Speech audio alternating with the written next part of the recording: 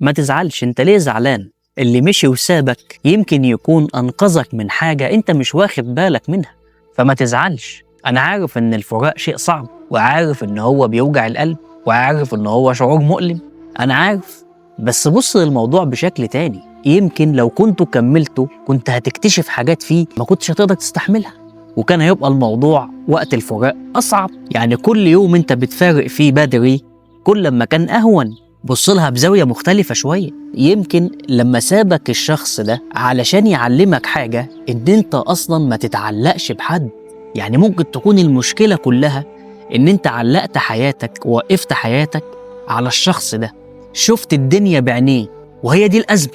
إن أنت لسه بتشوف الدنيا ولسه بتشوف قيمتك من خلال أي حد، علشان كده مشي وسابك. بيعلمك الدرس بشكل تقيل، ومش بالضرورة على فكرة تكون علاقة ما بين الطرفين، يعني ما بين واحد وواحدة، لأ، ممكن حتى لو علاقة صحاب، انت متعلق بصحابك جامد، او متعلق بأي حد، متعلق بأي شيء. لما تكون في أي علاقة أو في أي شيء ويحصل حاجة ويحصل حدث مش متوقع، وفجأة كده الشخص ده في يوم وليلة مش موجود، وحتى أيا كانت الأسباب، سواء هو اللي سايب أو أنت اللي سايب، اعرف إن في رسالة كبيرة جاية تقولك بطل تتعلق، بطل تتعلق. يمكن ربنا سبحانه وتعالى عايز يفتح لك باب تاني مع شخص تاني، عايز يرزقك في حتة تانية، بس المهم إن أنت تفك الأول التعلق بالحاجة اللي أنت متمسك بيها دي وبتبكي عليها وزعلان عليها. من ناحية الأشخاص، مفيش حد أصلاً على وجه الأرض ممكن يديك الأمان.